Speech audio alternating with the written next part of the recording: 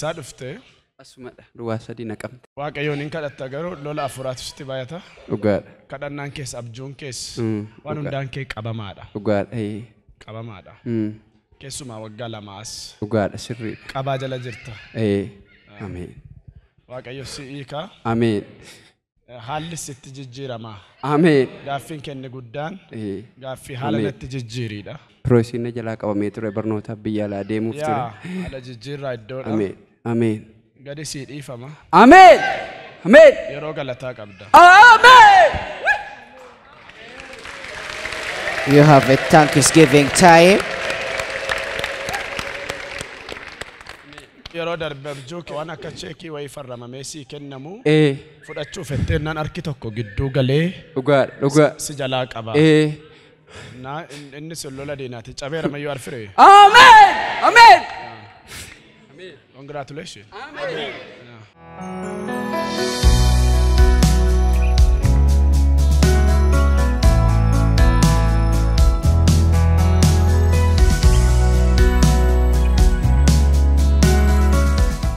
Maqaan koo barsiisaa Shannaafi Tasfaan jedhama.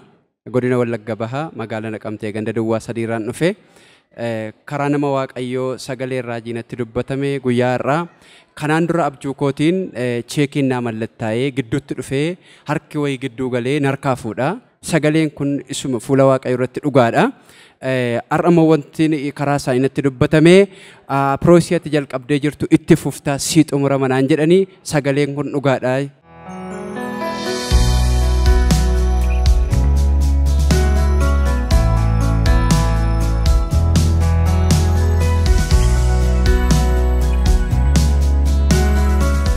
Boletti nagaan siif haa ta'u.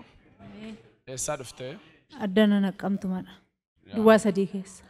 Kalee kee tokkotu infekshinii si'umee si mada'a. Riiferiin opereeshiniidhaa fi harrumatti beellamni koo dhiisee kan dhufe malee. Kaleen kee? Hamooti keessa xaxarii sadiiti jiradhanii kaleen koos immoo xaxariin keessa jira na jedhan yeroo lama sadii afur. Guyyaan kee kee kalalabaas antardi alalabaas. Be healed. You are free. ነፃ ወጥተሻል ተፈወሽ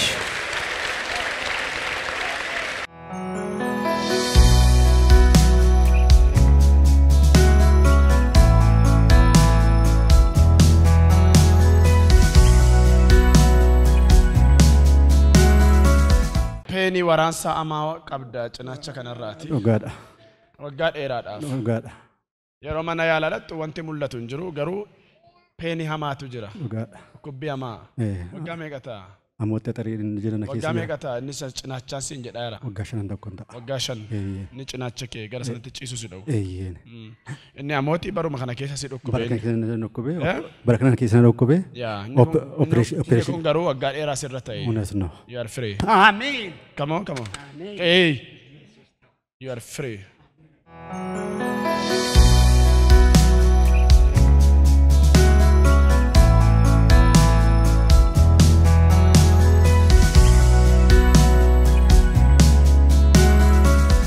Maqaan koo Takkaalinyaa Yeeleen jedhama.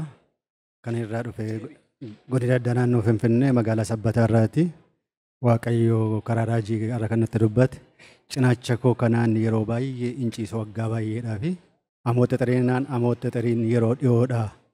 Yeroo dhiyoodha naan jedhani sirriidha yeroo dhiyooti. Waggaa 1.4 irratti argame amma opereeshiniidhaaf guyyaa qabataan ture. Waaqayyo immoo firii taatee tanaan jedhee bilisa ba'eera.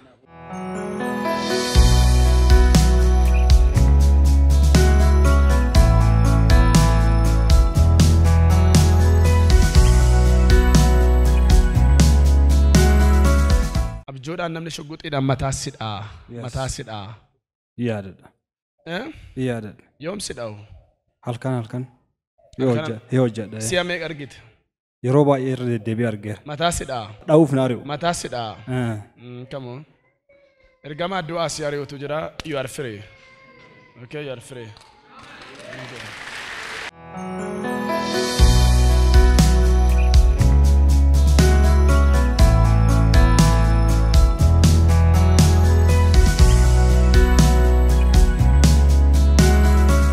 Maqaan koo Tasfaayee Taaddalee jedhama. Godina Gujii Lixaa magaalaa Bulee Horaarraan dhufe. raajiin namni waaqayyoo dubbate sirriidha. Kun ammoo yaallee yeroo baay'ee hojjuu dhaggeera dhugaadha jechuudha.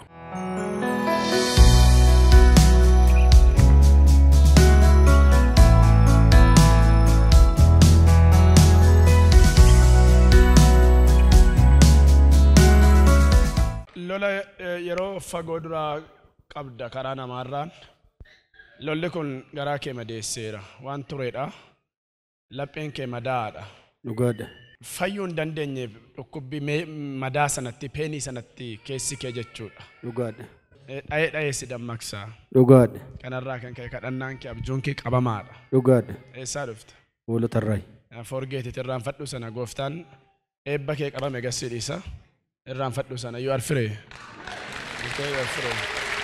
isa duwwaa miti dubbii dhimma lafa wayii wajjin wal qabate wanta sammuun kee itti qabamee si rakkatutu jira dhugaadha sila mareet guddaa'e dhugaadha yaa waggaa 3 ol lafarra harkifatee dhugaadha deebii dhabee itti rakkatta dhugaadha yeroo galataa qabda okay amiin yaa gooftaatti si dhabee amiin thank you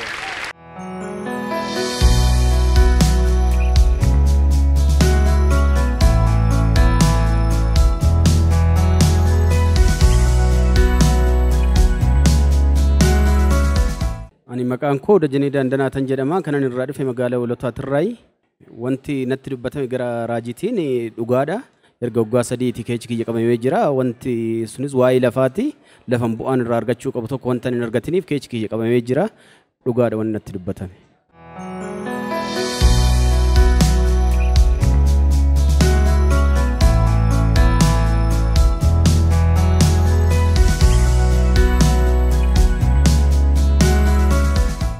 eessaa dhufte magaalaa Tibbeedha namoota du'antu si wajjin bulaan firoota kee yaa kanarraa kan ka'e yeroo hundumaa amilee jiraachuu hin qabdu seexanni hafuura du'aa sitti labsa akka boon already hafuurri illee amma sirraa sokkeera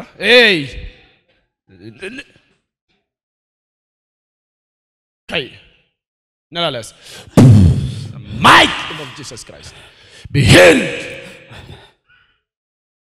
harka sagaraarra deebisii kaa'i keessaa sokki lafaadha'i dhiiga olichaatiin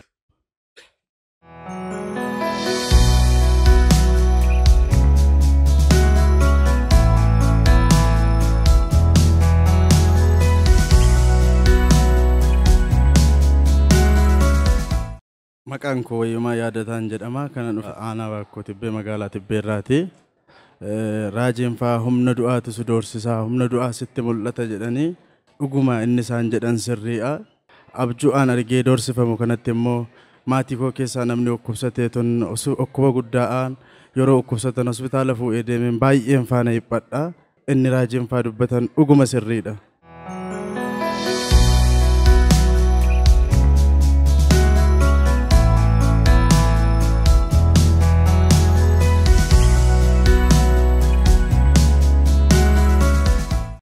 Wayyadii kun waan si'a lama apply gootes jala failta.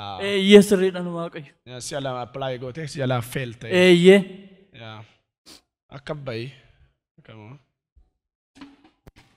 Yeroo darbe abjuudhaan atuun si waamu argite abjuudhaan. Sirriidhaan waaqayyo. They take the power of God. Siidhuma yeroo galataa qabna.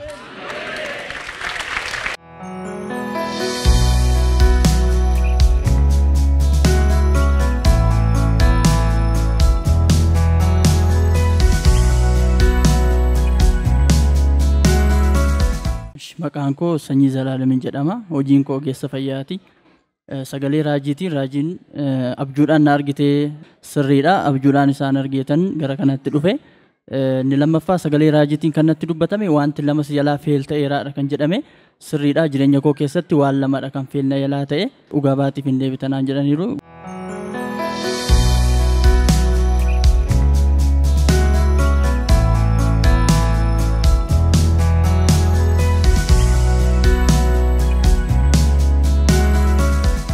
Seexanni abjuudhaan si lolee lolli inni si lole kun taa'ee hoolee bulee peenii gara maayitsanii keetti wanta gadi si gaffa'utu jira.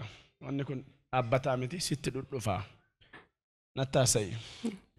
Wanni lolli kun abjuudhaan si lole diin the might of Jesus Christ. The mighty name of Jesus Christ, be healed.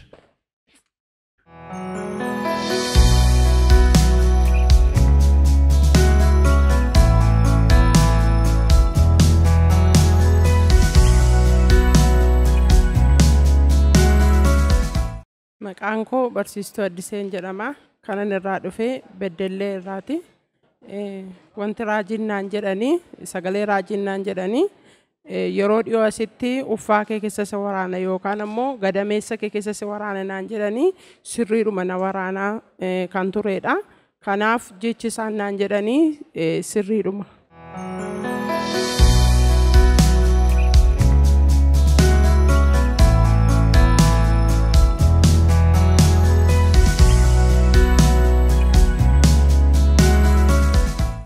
Boletti nagaan siifatu eessaa dhufte? Najjoo. Halkan wanti asitti dhufee si lolutu jira. Abjuu keedhaan. Waan kan akka sirraa gooftaan kaasuuf yeroo baay'een kadhatta garuu sirraa cituu dide. Yeroo dheeraadhaaf dhufee si bukkee ciisa. Dhufee si bukkee ciisa sitti dhufa. Humni kun yeroo dheeraadhaaf hin kadhatta garuu sirraa adda bahuu hin dandeenye. Irraa adda bahuun barbaadda? Okay, come on. Be free. Be free. Amen. Sirraa sokkeera. Thank you, thank you, thank you.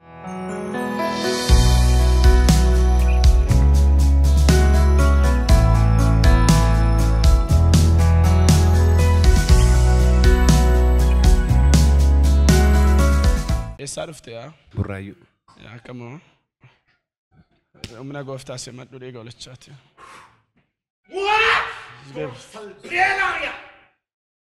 Kamoo. Simadhu humna Yesuus. Humna amantii keetu gadi si jalaa bu'a. Up down ta'a. Iddootti dhaabbataa miti takka gadi bu'aa ol kaan buutan bu'a amantiin kee. Yaa. Dhaabbataa miti.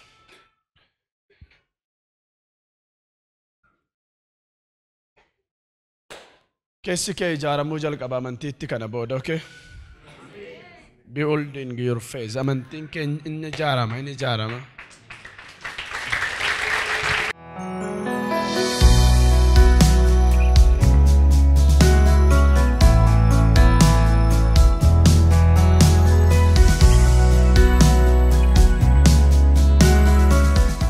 Maqaan koo hojjetaa wangeelaa Alamuu Daggafaan jedhama. Burraayyuu irraatiin dhufe.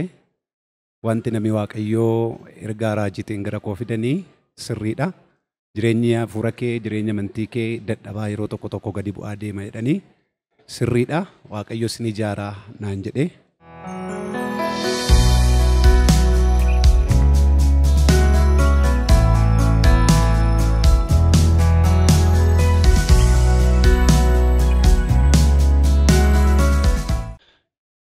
Come on.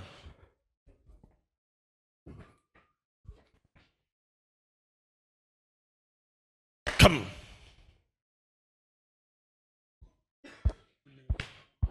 Come on. Kaleen kee tokko lolamaadha. Onneen kee si dhiiga raabsuu irratti rakkina qaba. Onneen kee dhiiga raabsuu irratti. Sirriidha nama Waaqayyo. Tubboon dhiiga kee onnee kee raabsuu. Sirriidha nama Waaqayyo. Xabboal. Sirriidha nama Waaqayyo. Tubboo sadiitu na keessa jira. After Shalin. Inni uumamaa dinnaan. Yeah. Be healed. Be healed. Kai namichi maal taate amma? Humna guddaa tokko na keessa darbee jira. Humna akkamii? As koo na gubeera waa ta'e tokko. Si gubee?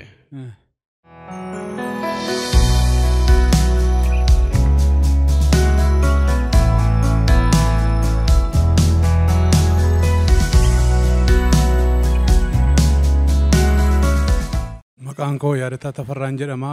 Asoosaarraan dhufee karaa nama Waaqayyoo kanatti dubbatame kulaalitiin kee si dhukkubaa lola qabanaan jedhanii onneen kee immoo dhiphatee dhiigi keessa darbuu dideeranaan jedhanii kun dhuguma raajiin kanatti dubbatan dhugaadha. Kabe gastriki coggarraa hamaa qabda. Gastriki coggarraa hamaa kiroonikii. Eeyyee. Yaa? Eeyyee. Irraan booda sirra hin jiru. Ameen. Ameen.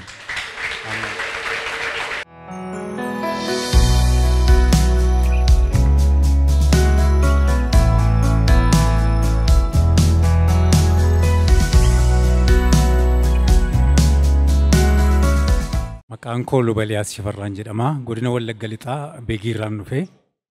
Ergaan karaa nama Waaqayyoo natti dubbatame sirriidha. Dhibee gaastirikii yookaan immoo garaachaa hamaa qabdaa kan jedhu natti dubbatame. Kun immoo ijoollummaa kooti kaasee waggaa 30 ol jechuudha. Dookterii ispeeshaalistiidhaan Finfinneetti deddeebi'ee yaalamaan ture. Qoricha gurguddaas fudhataan ture. Ergaan karaa nama Waaqayyoo dhufee natti dubbatame sirriidha. In hojjetta milkaa'inni hin jiru. In hojjetta milkaa'inni hin jiru. Waan kun yeroo dheeraa mataa si qabeera. Yeroo galataa qabda.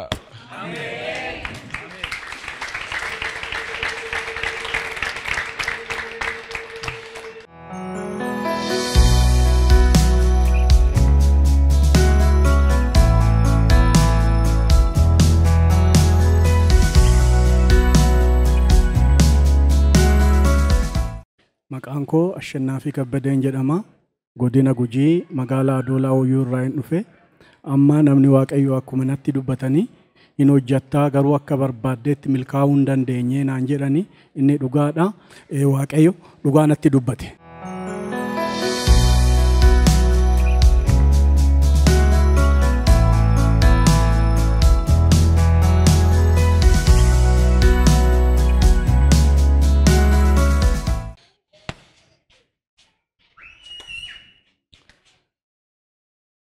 Waan infekshinii uumetu jira gara dibbee gurra kee kana keessatti.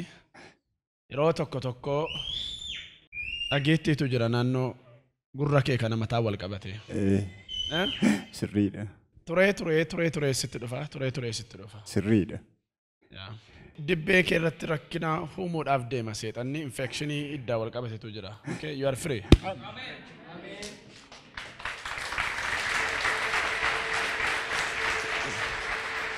Come on.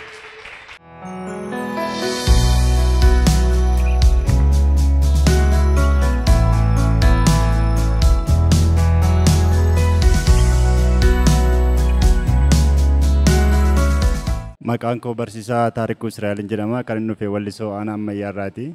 Wanti Waaqayyo natti dubbate gurra kee karaa bitaa kanarratti infekshinii uumamuuf jedha rakkoo qaba jedhanii dhugaadha. Karaa raajii karaa nama isaatii Waaqayyo wanti natti dubbate sirriidha.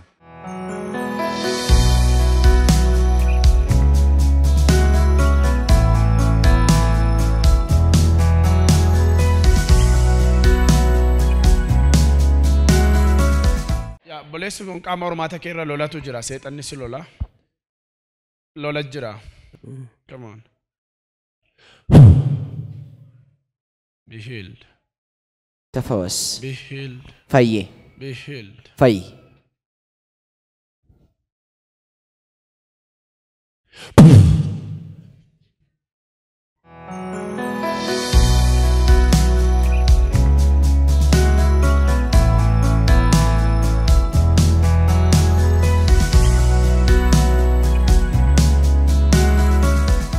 Maqaan koo Indaalii Geezuun jedhama. Akka irraa dhufe Finfinnee irraa dhufe fufaa koo kana keessa ganna waraana ji'a lamaan ganna irra ture. Halkan na boku ka caallisee gara gar tokkee kanarra. Raajii wanti isaan dubbatan sirriidha. Waanuma dhugaa dubbatan.